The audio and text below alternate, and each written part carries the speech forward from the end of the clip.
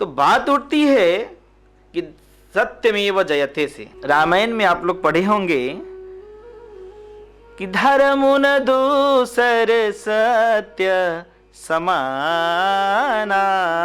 उसमें भी क्या, तो आगम निगम पुराण बखाना। प्रमाण के साथ बात करते हैं कि सत्यमेव जयते और सत्य ही मूल धर्म है। धर्म न दूसर सत्य समाना। आगम निगम तंत्र शास्त्र वेद तथा पुराण ये सब इसके है प्रमाण। तो इस आधार पर हम लोग धर्म की चर्चा करते हुए कुछ बातें करेंगे। बड़ा सुंदर शास्त्रों में कहा गया, आहार निद्रा भय मैथुनम च सामान्य में तत्पशुभिर्नराणाम धर्मो ही तेषाम अधिको विशेषः धर्मेन हीनः पशुभिः समानः। बड़ा सुंदर कि आहार करना, भोजन करना, निद्रा लेना, मैथुन करना तथा ये जो बातें हैं ये समान रूप से मनुष्य में भी है और पशु में भी है। पशुभिर्नराणाम, पर मनुष्य में एक विशेष है।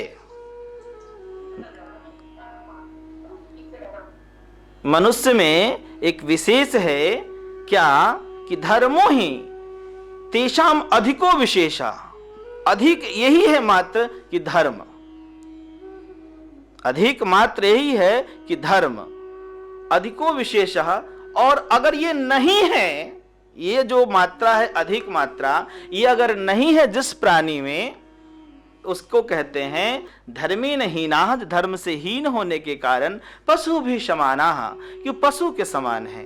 तो बस इतना ही को समझना पूरे जीवन का मूल तत्व है, धर्म को समझना। धर्मों को समझने के लिए ही सारी बातें हैं, चाहे कोई भी कथा हो, पुराण हो, उपनिषद हो, वेद हो, संतों का सत्संग हो, विचार हो, सद्भावना हो, ध्यान हो तथा तत्व निरूपण हो, वेद निरूपण हो, जो भी कुछ हो, धर्म ही मूल है। कहते हैं बड़ा सुंदर कि अब धर्म तो है, चलिए ठीक है भाई, धर्म ही विशेष है। तब धर्म विशेषण में कि अब हम धर्म के स्वरूपों को कैसे जाने। धर्म तो जान गए कि धर्म विशेष है, लेकिन धर्म का हम निर्वहन कैसे करें, यह प्रश्न उठता है इसके आगे।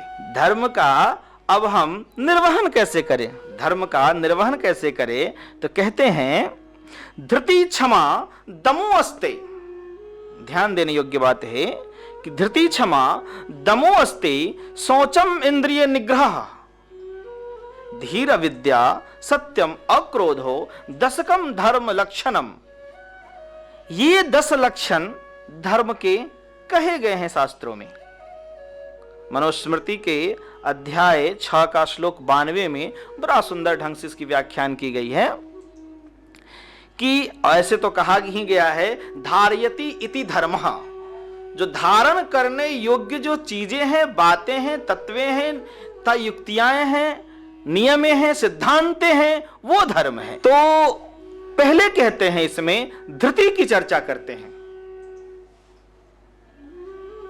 कि धृति का अर्थ होता है धैर्यवान होना। धर्म के 10 लक्षण में और काल और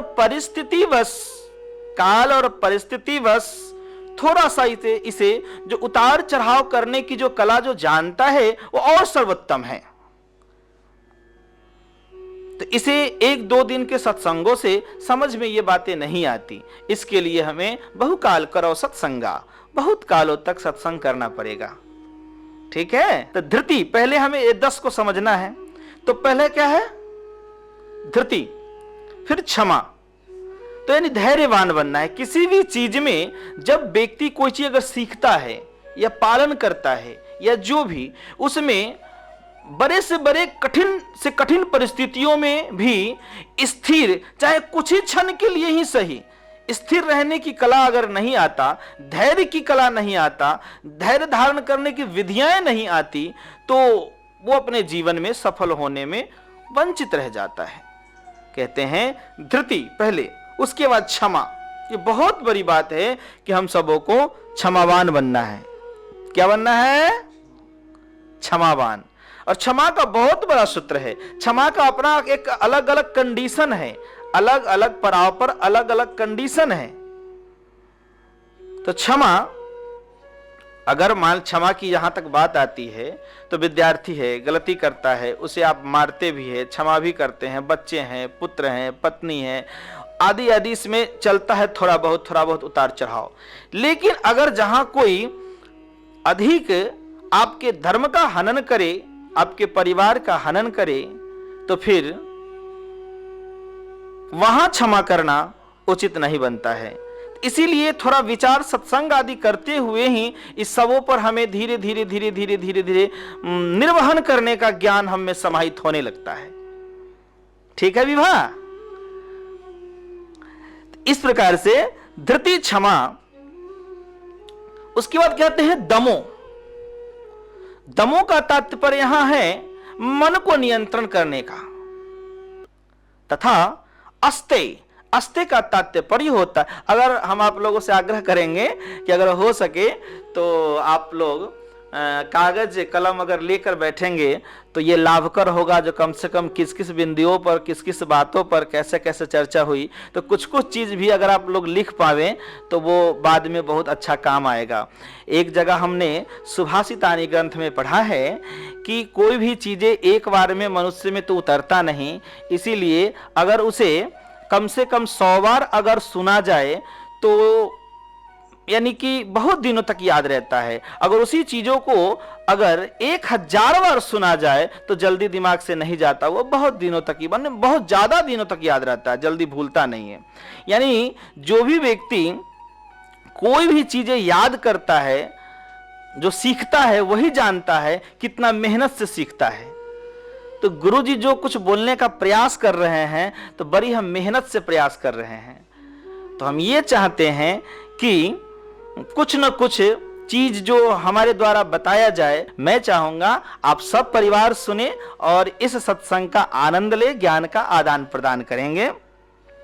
तो कहते हैं यहां कि दमो अस्ते। तो दमो का तात्पर्य तो आपने समझा, क्या? दमो यानी कि मन को नियंत्रण करना। अस्ते यानी किसी भी व्यवहार स्थिति में चोरी न करना, किसी भी प्रकार से। इसके कई प्रकार हो सकते हैं, तो चोरी न करना। 5वां में शौच, यानी कि अपने शरीर को, जीवन को शुद्ध रखने के लिए यहां शौच यानी शुद्धि से बताया गया कि शौचम। तथा इंद्रिय निग्रह, अपने इंद्रियों पर काबू रखना, अपने कान, नाक यानी पंच ज्ञान इंद्रियां, पंच कर्म इंद्रियों पर साधक जब तक काबू नहीं रखेगा, यानी कि मनुष्य जब तक काबू नहीं रखेगा तब तक वह मानव होना, यानी कि मानव रूप में जन्मना और मानव होने दोनों में अलग अलग बात हो जाएगी। इसीलिए पहले ही हम लोगों ने चर्चा की आहार, निद्रा, भय, मैथुनम च, ये सारी बातों को समझने के लिए कि धर्मो ही तेषाम अधिको विशेषः धर्मेन हीनः पशु भी समानः। तो धर्म के पहले 10 स्वरूपों को समझें। उसमें इंद्रिय निग्रह, अपने एक एक इंद्रियों पर काबू करना, ये बहुत बड़ी बात है। मानव ही कर सकता है, ये मानव ही कर सकता है। मानव में तो इतनी इच्छा शक्ति है कि अपने आप को आदेश दे करके अपने आप को एक अलौकिक साधक बना सकता है। कहते हैं आगे धीर विद्या, यानी कि धी का तात्पर्य यहां बुद्धि से है और विद्या का तात्पर्य विद्या से यानी पढ़ने से है। तो जब तक हम पढ़ेंगे नहीं तो अनुभूति हमें विद्या आएगी नहीं। ठीक है? तो हमें अध्ययनशील होना चाहिए। काव्य शास्त्र विनोदेना, अपने समय को बिताने के लिए काव्य शास्त्रों का अध्ययन कुछ न कुछ आदमी को नियम बना ही लेना चाहिए कि अपने शास्त्रों को हम लोग कुछ न कुछ 2-4 पन्ना सही, एक ही पन्ना सही, लेकिन कुछ न कुछ पढ़ेंगे। इसलिए बड़ी मेहनत से, बड़ी शिद्दत से हमारे सनातन ग्रंथ के अंतर्गत महान महान ऋषियों ने बहुत सारा बुक लिखा है। उतना बुक तो हम भी नहीं पढ़ पाए हैं। यानी कहने का तात्पर्य है कि बहुत सारा जब ज्ञान का पोथी है, ज्ञान का पिटारा है, ज्ञान का खजाना है, कुछ कुछ ज्ञान लेकर के अपने जीवन को आनंदित करते रहना चाहिए। आमोद प्रमोद विनोद से ओतप्रोत होते रहना चाहिए। कैसे? तो काव्य शास्त्र विनोदेना कालो गच्छति धीमताम के सूत्रों पर कहते हैं, तल विद्यार्जन करे, पढ़ाई करे, और तब उससे जो पढ़ाई से जो अनुभूति होगी नई नई, जो पुराने लोग जो अनुभव कर गए हैं वो तो अनुभव आपको सहजता से मिल जाएगा, विरासत में मिल जाएगा, और फिर आप जो नए क्रिएशन करेंगे वो और अद्भुत होगा। कहां से? तो पढ़ने से ही, शास्त्र अध्ययन से ही। अब रही बात भौतिक शास्त्र हो, आध्यात्मिक शास्त्र हो, नहीं कुछ तो कुछ ना कुछ पढ़ते ही रहना चाहिए, पढ़ना चाहिए। शास्त्रों का संगत करना, समझिए कि जिसने उस बुक को लिखा है उन महापुरुष का आप संगत कर रहे हैं। क्या कर रहे हैं? जिसने, जिस महापुरुष ने, जिस विद्वान ने, जिस प्रोफेसर ने, जिस टीचर ने, जिस शोधक ने, जिस वैज्ञानिक ने उस बुक को लिखा है, उस बुक को अगर आप पढ़ रहे हैं तो समझिए कि आपके वो फेवरेट लोगों का, उन आदर्शवादी लोगों का आप संगत कर रहे हैं उस समय, उस महान संस्कारी महान ज्ञानियों का संगत कर रहे हैं उनके बुक के माध्यम से। इसलिए बुक को वांगमय शरीर कहा गया है, वो भी एक तरह का शरीर ही है जो वांग्य रूप में है, इसलिए अध्ययनशील होना ही चाहिए। कहते हैं आगे, तब इन चीजों को करते करते ही हम में दो चीज की अद्भुत तरीका से उत्पत्ति हो जाती है। 8 चीज तो आप समझ लिए कि धृति, क्षमा, दमोस्ते, शौचम, इंद्रिय निग्रह, धीर, विद्या। अब इसके बाद जो 2 है गजब का चीज है। जब ये हम करते करते परिश्रम करते जब हम आते हैं ना, तो हम सत्य के स्वरूप को समझ जाते हैं। अंतिम में 2 है, सत्यम और क्रोध हो। जो हमें बात बातों में जो क्रोध आती रहती है, छोटी छोटी बातों पर, जीवन के हर छोटी छोटी पड़ाव पर, पहलू पर हम क्रोधित होते रहते हैं, चिंतित होते रहते हैं, व्यग्र होते रहते हैं, तो इन सभी रहस्यों को आप समझ लेंगे और आप में अक्रोध आ जाएगा, यानी क्रोध जल्दी नहीं आएगा, आप शांत हो जाएंगे और सत्य को समझने लगेंगे। ये खास बात है। और जो सत्य को समझ लिया वो क्या नहीं समझ गया। इसलिए कि धर्म न दूसर सत्य समाना, आगम निगम पुराण बखाना। बड़ा सुंदर एक जगह दोहा में आया, हमने पढ़ा, तुलसीदास जी की वाणी में है, दया धर्म का मूल है, मूल पाप अभिमान, तुलसी दया न छाड़िए, जब लगी घट में प्राण। दया की बात आती है धर्म का मूल। अब देखिए, अक्रोध आप में जैसे ही आता है तो स्वाभाविक है कि आप में दया घुस गया, आप दया के स्वरूप बन जाते हैं। अक्रोध हो सत्यम, और जब जैसे ही आप में दया का मूल प्रवेश कर जाता है तो सत्य का दर्शन होने लगता है, और सत्य का दर्शन होना ही सत्यमेव जयते, यानी कि समझिए कि आप आत्मा पर विजय प्राप्त करके परमात्मा के साक्षात्कार करने के योग्य बन जाते हैं। जब श्रीमद् भगवत का आरंभ होता है, श्रीमद् भगवत गीता का, तो उसमें भी आरंभ यहीं से होता है। आज हम लोगों ने जो सत्संग आरंभ किया धर्म स्वरूप से, धर्म से, तो उसमें भी यहीं से शुरू होता है। कहां से? तो धर्म क्षेत्रे कुरुक्षेत्रे, उस पर भी हम लोग चर्चा करेंगे। और वेदों के बारे में भी बड़ा सुंदर वेदों में कहा गया है, वेदो अखिलम धर्म मूलम, कि अखिल ब्रह्मांड का वेद में जो धर्म का स्वरूप है वही धर्म का मूल है, और धर्म का मूल ही वेद का स्वरूप है। इस प्रकार से, और ऊपर से ये भी हम लोग पढ़ रखे हैं इसके बारे में, अहिंसा परमो धर्म। अब आती है, थोड़ा इसी को समझने के लिए बार बार हम धर्म की चर्चा भी कर रहे हैं कि अहिंसा ही परम धर्म है, अहिंसा ही परम धर्म है। बड़ा समझने वाली बात है कि अहिंसा ही परम धर्म है। पर आगे यह भी कहा गया है कि धर्म हिंसा तथैव च, अहिंसा परमो धर्म, अधर्म हिंसा तथैव च, कि अहिंसा ही परम धर्म है। अहिंसा का स्वरूप है क्या? सत्य से, न्याय से, दया से तथा धीरता से, हर प्रकार से धर्म की रक्षा हो। और अहिंसा को परम धर्म का भाव है कि हम अपने समाज को किसी एंगल से ठेस ना पहुंचाए। अहिंसा परमो धर्म हर प्रकार से संरक्षित करे, किसी भी एंगल से ठेस नहीं पहुंचाए। पर इतनी सुंदर संस्कृति सनातन धर्म की है, इस पर कोई आतताई, चाहे वो हमारे सनातन धर्म के समाज में जन्मा हो या वह अदर धर्म में जन्मा हो, किसी भी प्रकार का हो, अगर हमारे सनातन धर्म के तोड़ने की बात करता है, मिटाने की बात करता है, फूट डालने की बात करता है, हमें जातिवाद में बांटने का काम करता है, हमें एक होने से रोकता है, अगर इसलिए आए एक ही देश से, उतरे एक ही घाट, हवा लगी संसार की, हो गए 12 बाट। ठीक, वेद मात्र ही उच्चारण करके बार बार कहती है कि मनुर्भवो मनुर्भवो मनुर्भवो। अगर हम में अगर मनुष्यता आ जाती है तो सारा युद्ध समाप्त हो जाता है, शांति ही शांति हो जाती है। तो अगर इस महान शांति को, महान योगियों के समाज है यह सनातन धर्म, और इसे अगर कोई ठेस पहुंचाने का कोशिश करे तो धर्म हिंसा तथैव च, ऐसे व्यक्तियों से लड़ना भी धर्म ही है। इस कार्य हेतु बड़ा सुंदर आगे उस श्लोक में यह भी बताया गया है कि यदर्थम पश्वो हिंसा धर्मो अयम निर्दिष्टः स्वयं, कि अजर्थ यानी यज्ञ, हम संसार को क्या कहते हैं? जग, यज्ञ। इस जग में सुंदर है 2 नाम, चाहे कृष्ण कहो या राम। यह गीत प्रमाणित करती है कि इस संसार का एक नाम यज्ञ है। क्या है? इस प्रकृति को सजाना, संवारना, प्रदूषण से रहित करना, संस्कृति, अच्छी संस्कृति का, सनातन धर्म की स्थापना करना, ये एक महान यज्ञ है। क्या है? महान यज्ञ है।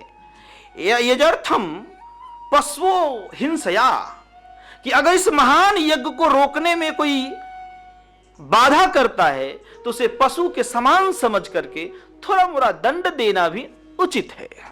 धर्मो अयम, धर्म में ऐसा निर्दिष्ट किया गया है स्वयं शास्त्रों में तथा स्वयं परमात्मा ने इसे कहा है। हम सभी को धर्म पालन हेतु, ये तो हम लोग समझते ही हैं, बात हम लोग चर्चा कर ही चुके हैं, धार्यति इति धर्म, इन सारी बातें जो हमने किया, धृति, क्षमा, दमो अस्ते, शौचम, इंद्रिय निग्रह आदियों पर, इन सभी को धारण करना ही मुख्यतः, यानी कि धारण करने योग्य सब चीज है, इसी से धारण करना ही मुख्य बात है कि धार्यति इति धर्म, धर्म को धारण करना है, न कि केवल चर्चा करके छोड़ देना है। धर्म को क्या करना है?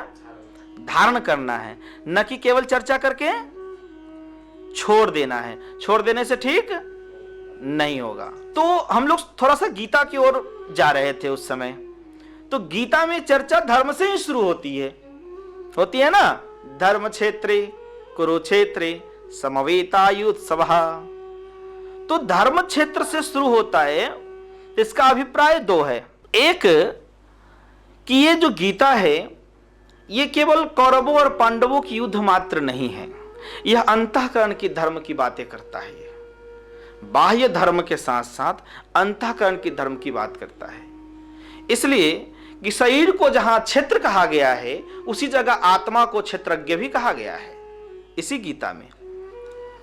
तो धर्म क्षेत्रे, तो क्षेत्र मनुष्य के शरीर को भी क्षेत्र ही कहा गया है, मनुष्य के शरीर को भी क्षेत्र ही कहा गया। एक तो कुरुक्षेत्र है, उसकी भी अपनी कुछ कहानी है, अपनी कुछ बातें हैं, उस पर भी हम लोग चर्चा करेंगे।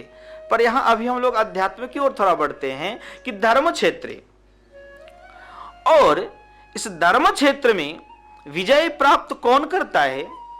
तो गीता के अंतिम श्लोक, जो 18वां अध्याय के अंतिम श्लोक है, बड़ा सुंदर श्लोक है।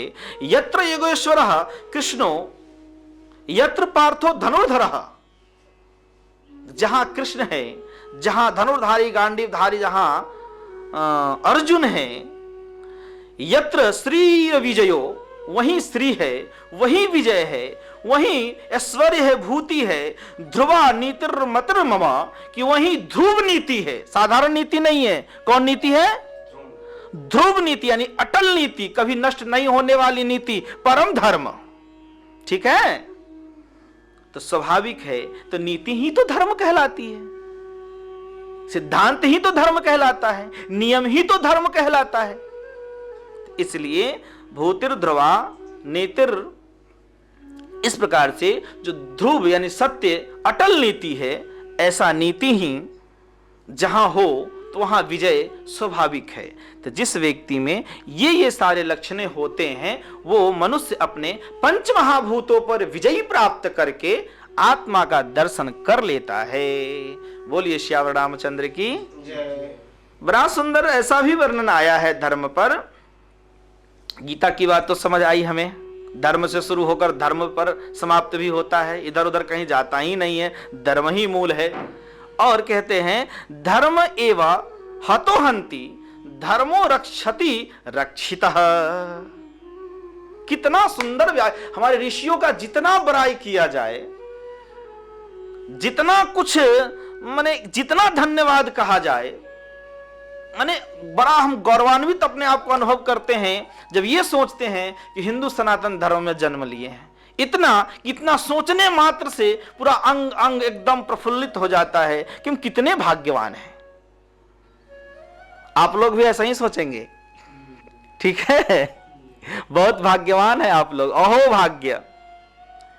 कहते हैं जो पुरुष धर्म का नाश करता है, इन नियमों को नहीं समझता है कि धर्म एवं हतो हंति, इन नियमों को जो नहीं समझता है, जो पुरुष धर्म का नाश करता है, तो धर्मो क्या करती है? वो जो नाश करता है तो उसी का नाश धर्म कर देता है, यानी धर्म तो अधर्म में परिवर्तित हो जाती है।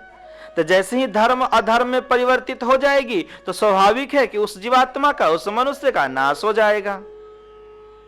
और जो धर्म की रक्षा करता है, तो धर्म की रक्षा करने के लिए अलग से कोई परमात्मा उतर कर आने वाले नहीं है। ये पक्का याद रखिएगा गुरु जी की एक बात, धर्म की रक्षा हम ही लोगों को करना है, इसलिए पालन हम ही को करना है, तो रक्षा अपने आप हो जाएगी उसकी, पालन ही उसकी रक्षा है।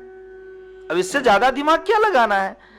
धर्म की धारण ही और धर्म की पालन ही धर्म की रक्षा है। तो कहते हैं यहां कि जो धर्म की रक्षा करते हैं उसकी धर्म भी रक्षा करता है। तो धर्मो रक्षति रक्षितः। कहते हैं तस्मात् धर्मो न हन्तव्यो।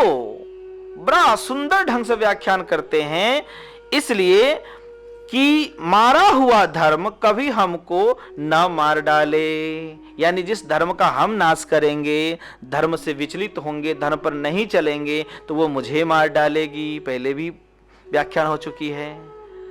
कहते हैं आगे, मानो धर्मो हतो अवधित, कि इस भय से धर्म का हनन अर्थात त्याग हमें कभी भी नहीं करना चाहिए, अर्थात हर हाल में धर्म का पालन करना चाहिए।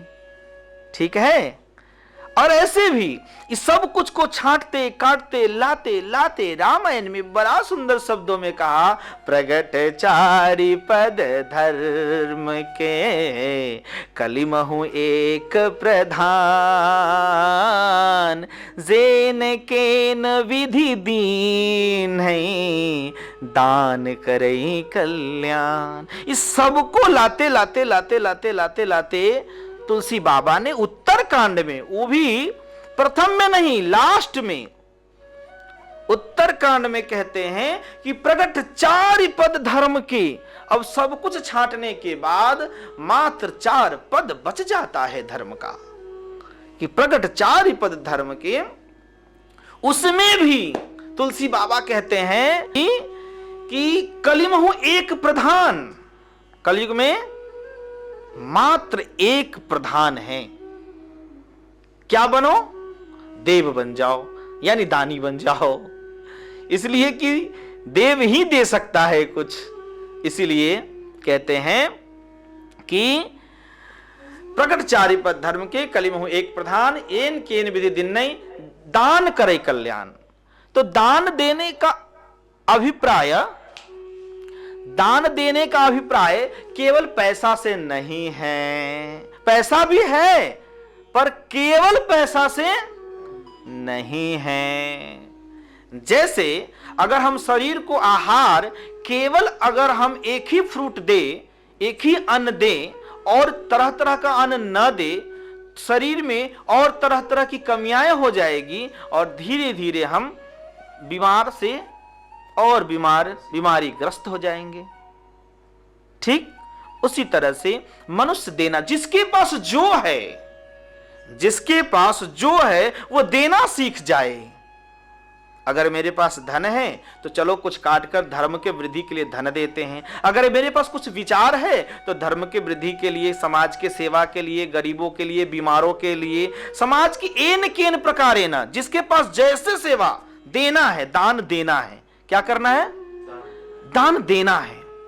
और जो देना जानता है, एक जगह बड़ा सुंदर हमने पढ़ा कि जो जगत के लिए हित सोचता है उसका हित स्वतः हो जाता है, लेकिन जो केवल अपना हित सोचता है तो न उसका हित होता है, न वो जगत का हित कर पाता है, बीच में लटक के रह जाता है, न कुछ नहीं कर पाता है।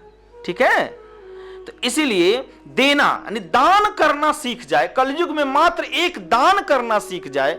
जिसके पास जो नहीं कुछ है तो किसी को देखकर अपना मन उदास नहीं करिए, मुख उदास नहीं करिए। दान का मतलब केवल एक पैसा मात्र से न समझे। समय दान है, धन दान है, धर्म दान है, ज्ञान दान है, विद्या दान है, साथ साथ अंग दान है, उसके बाद ब्लड दान है, आई दान है, क्या दान नहीं है। यानी दान देना जो सीख गया ना, देना, और उसमें भी जब सत्संग में बैठते हैं तो देने के कंडीशन को भी जब सीख जाइएगा धीरे धीरे, यानी कि प्रमुख रूप से देना हमें सीखना है। जैसे आज मेरे मन में आया, इस प्लेटफॉर्म को तैयार करने के लिए हम लगभग साल भर से इच्छुक थे और हमारी सोच थी मेरे पास जो है, हमारा एक छोटा सा जीवन है और उसमें जो छोटी मोटी अनुभूतियां हैं वो समाज में हम बांटें।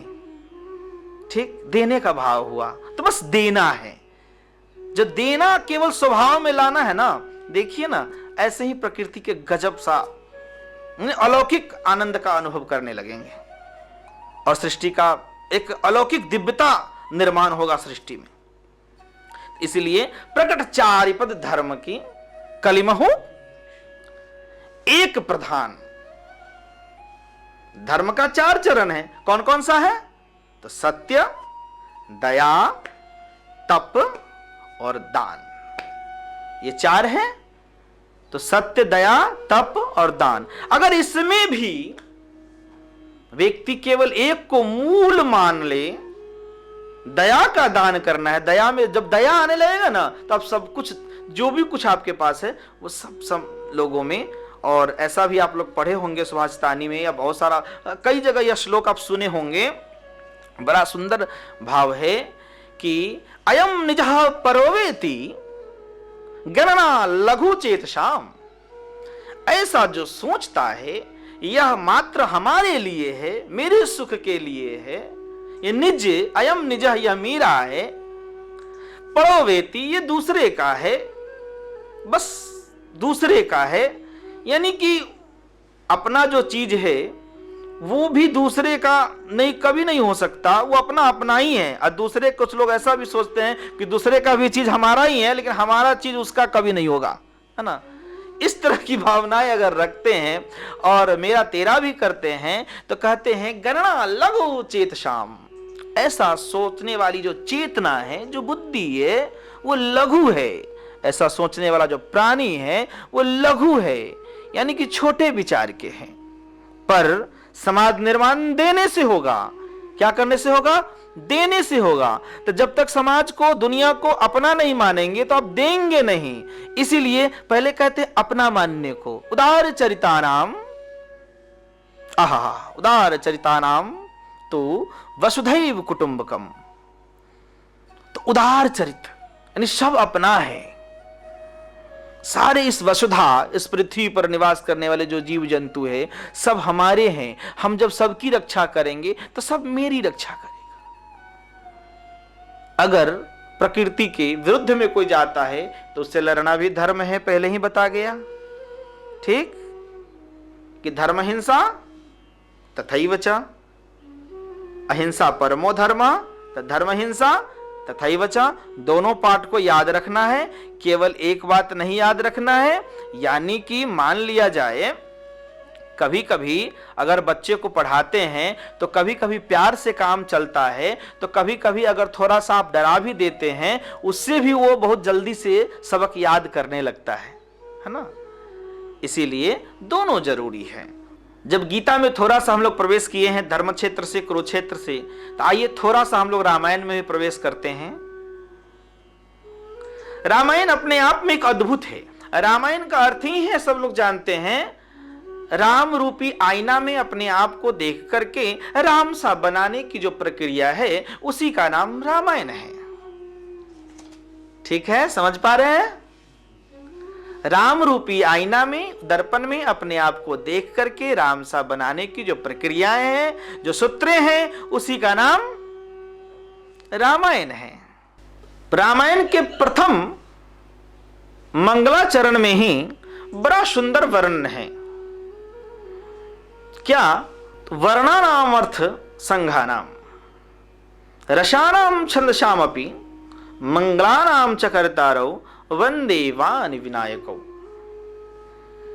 इन श्लोक से परिचय करते हुए हम लोग जो आगे बढ़ेंगे, इससे पहले यह भी जाने कि श्री रामचरितमानस में जिस तरह से श्रीमद् भगवद गीता में 18 अध्याय में 700 श्लोके हैं और शुरू से लेकर अंत तक धर्म की चर्चा है, धर्म की गहनता है, बहुत गहन चर्चा है।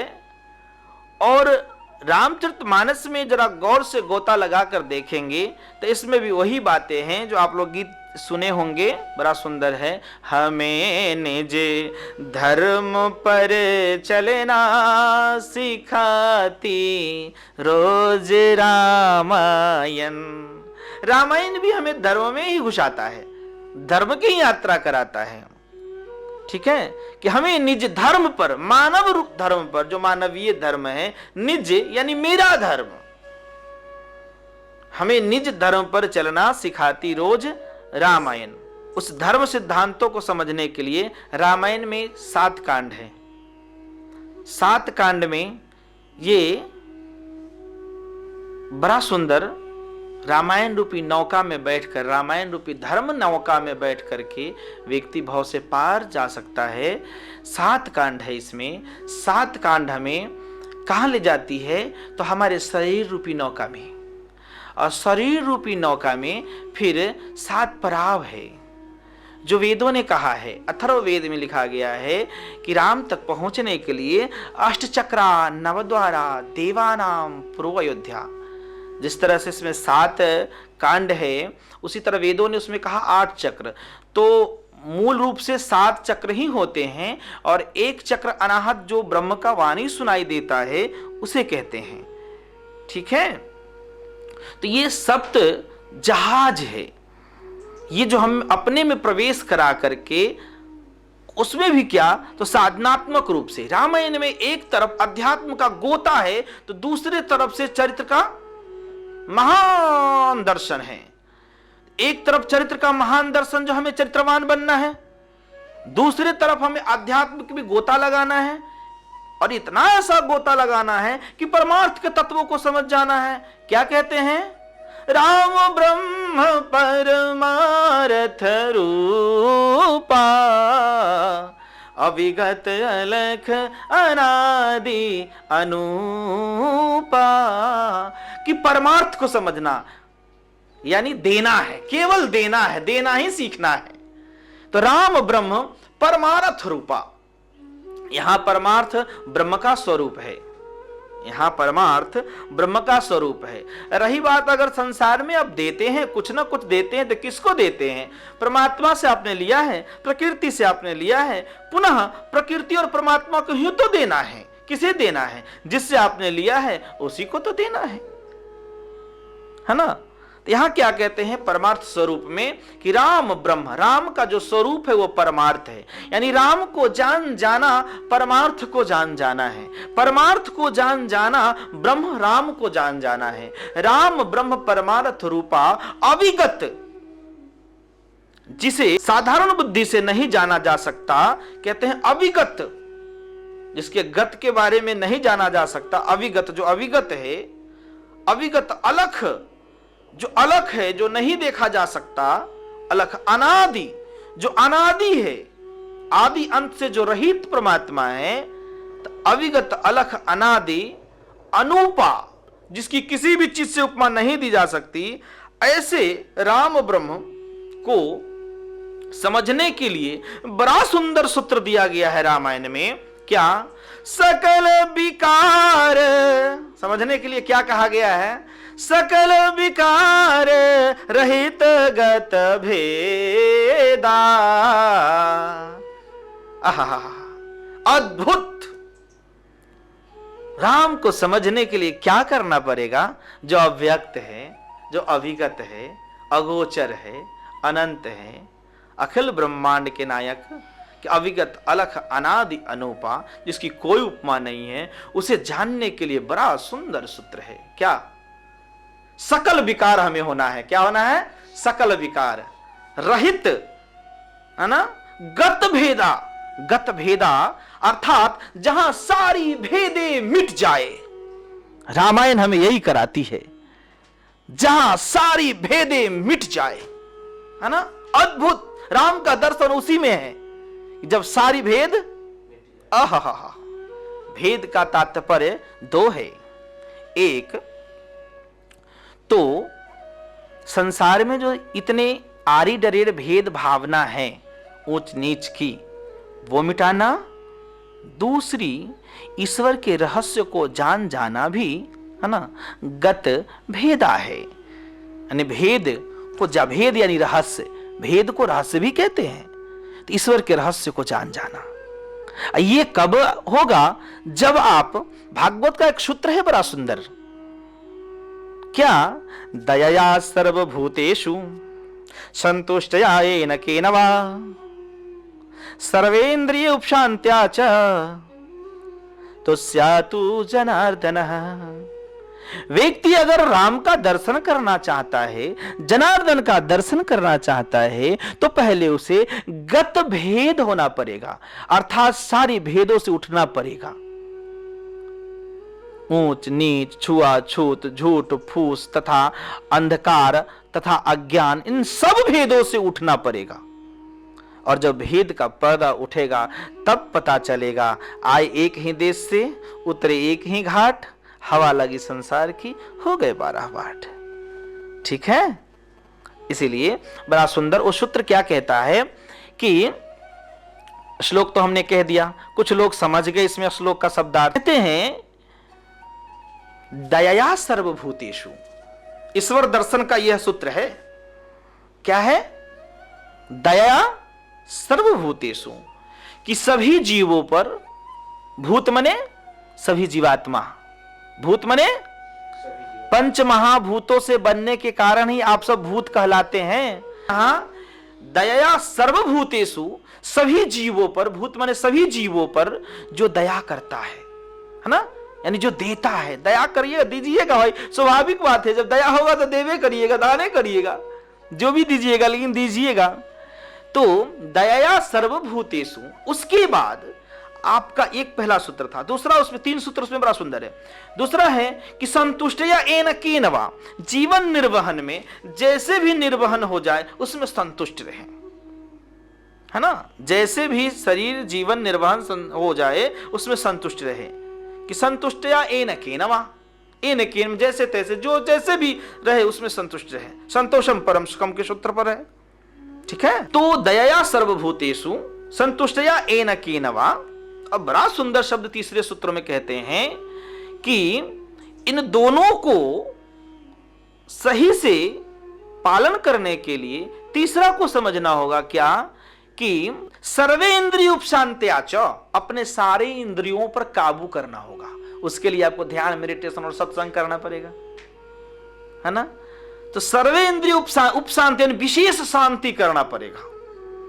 यानी कहीं भी अपने पंच कर्मेंद्रिय और ज्ञानेंद्रियों को, मनादि को इधर उधर नहीं भटकने देना होगा। और इधर उधर नहीं भटकने दीजिएगा तभी ना आप ईश्वर का दर्शन करिएगा।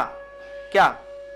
जैसे कि हम आपको बताएं, बड़ा सुंदर एक सूत्र है, हमें याद आया कि एक उत्तल लेंस होता है। आप सब परिचित है उत्तल लेंस से, ठीक है?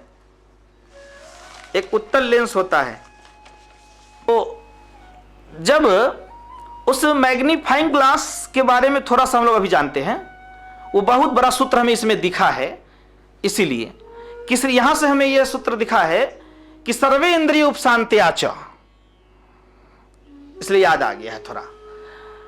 तो हम बचपन में थे तो उस ग्लास से, उस समय हम कलकत्ता में थे, बच्चे थे, कहीं से वो हमें हाथ लग गया और खेल खेल में तो जान रहे थे कि ऐसे लोग करता है, देखा देखी हमने भी किया। सूर्य के किरणों के माध्यम से उस लेंस पर जो किरण पड़ा, वो जो हम फिर पेपर की और उसको जो हम इंडिकेट किए तो बस उसमें आग लग गया कुछ क्षणों में। तो आप लोगों भी बहुत लोग किए होंगे, कुछ लोग तो जरूर किए होंगे, नहीं कि सवाल ही नहीं है। बचपन में कुछ लोग खुरपाती करते हैं, जो हमारे ऐसे लोग थोड़ा सा कर सकते हैं, है ना?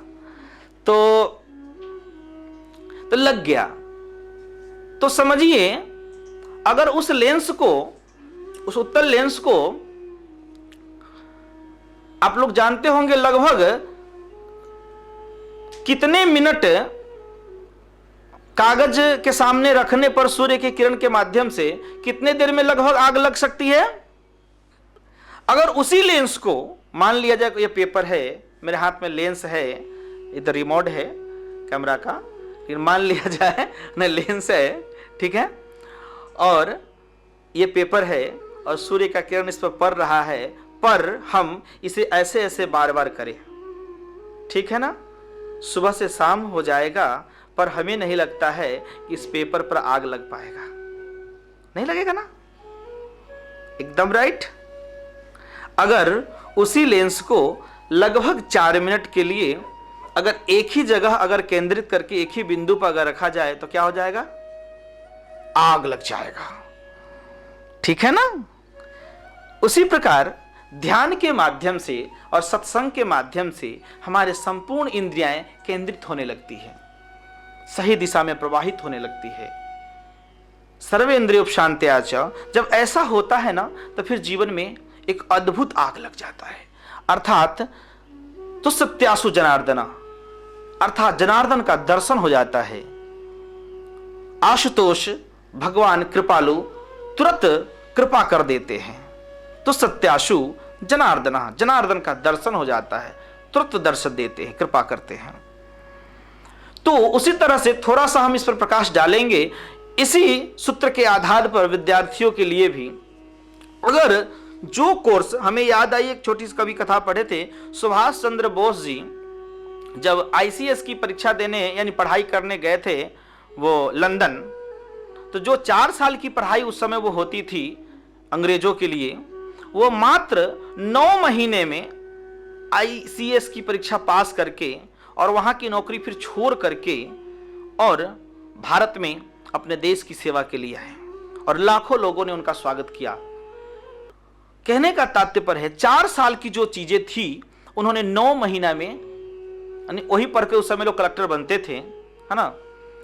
तो इस प्रकार से अब सोचिए, उसी प्रकार से अगर व्यक्ति एक ही बिंदु पर बढ़िया से पूरा अपना मेहनत, पूरा फोकस, पूरा ध्यान एक जगह केंद्रित करें तो निश्चित है कि विद्यार्थी भी, इसलिए कि हमारे बीच एक विद्यार्थी, खास रूप से कई विद्यार्थी जुड़े हुए हैं, जिसमें अगर थोड़ा सा सुभाष चंद्र बोस जी की ओर थोड़ा सा देखें तो पता हमें चलता है। और ऊपर से मालूम है, उनके कथा में हमने ये भी पढ़ा था, उनके पिताजी कहते थे कि तू कुछ नहीं करेगा, तुमसे कुछ नहीं होगा, कुछ नहीं होगा। मन ही मन जो है सो वो अपने बारे में लिखे कि हम लिखते थे, बोलते थे कि पिताजी हम जब करके दिखाएंगे तब बताएंगे, यानी कुछ ना कुछ हम अवश्य करेंगे। लेकिन उनके पिताजी कहते थे कि कुछ न करेंगे। चलिए एक छोटी सी अनुभूति हम अपना देते हैं पेरेंट के लिए, गार्जियनों के लिए, कि अगर 10 बच्चा है और 10 बच्चा में अगर 10 को ये कहते हैं कि तुम लोग कुछ नहीं कर पाओगे, तो निश्चित है कि कोई एक आत्म बल के बलिष्ठ ओजस्वी तेजस्वी कोई 1-2 बच्चा ही कुछ कर पाएगा, उसमें से 8 बच्चा गड़बड़ा जाएगा। अगर 10 बच्चा है, 10 बच्चा में अगर 10 को कहा जाए कि तुम लोग कुछ कर जाओगे, पक्का कर जाओगे, मेहनती हो, मेहनत करते हो, थोड़ा और मेहनत कर लो, इस तरह से अगर उसको आप प्रोत्साहित करते हैं तो निश्चित है कि धोखा से 1-2 बच्चा उसमें से गड़बड़ाएगा, 8 बच्चा जरूर है कि सफल हो जाएगा। इसीलिए जिसे कहा जाता है तुम कुछ नहीं करोगे फिर भी वो कर जाता है, वो बहुत ज्यादा तेजस्वी बालक होता है, वो बहुत ज्यादा तेजस्वी बालक होता है। लेकिन हम लोगों का काम है कि कोई तेजस्वी हो तो भी और थोड़ा मंद हो तो भी, मध्यम हो तो भी, सबको तेजस्वी बना दिया जाए, ये मेन बात है। तेजस्वी तो तेजस्वी है, लेकिन जो मध्यम है, जो मंद है, उसे भी तेजस्वी बना दिया जाए, ये गुरु का काम है, ये माता पिता का काम है ना। निगेटिव शब्दों का प्रयोग न करें, इसलिए कि शब्द मंत्र है, निगेटिव बातों से ज्यादातर निगेटिव असर पड़ते हैं। ठीक है, अब सोचिए उसी तरह से जिस तरह से विद्यार्थी निश्चित है कि वो बहुत जल्दी सफल हो जाएंगे, और ठीक उसी तरह से अगर व्यक्ति इस भागवत के सूत्र पर, पहला कि सभी पर दया करना, दूसरा जैसे भी हो संतुष्ट रहें, तीसरा अपने इंद्रियों पर काबू रखते हुए ईश्वर की साधना करता है, तो निश्चित रूप से ईश्वर दर्शन देते हैं। कहते हैं भगत स्वतंत्र सकल गुण खानी, भक्ति बड़ा स्वतंत्र है और सकल गुण के खाने हैं। आइए बोलिए श्यावर रामचंद्र की, श्री हनुमान जी महाराज की।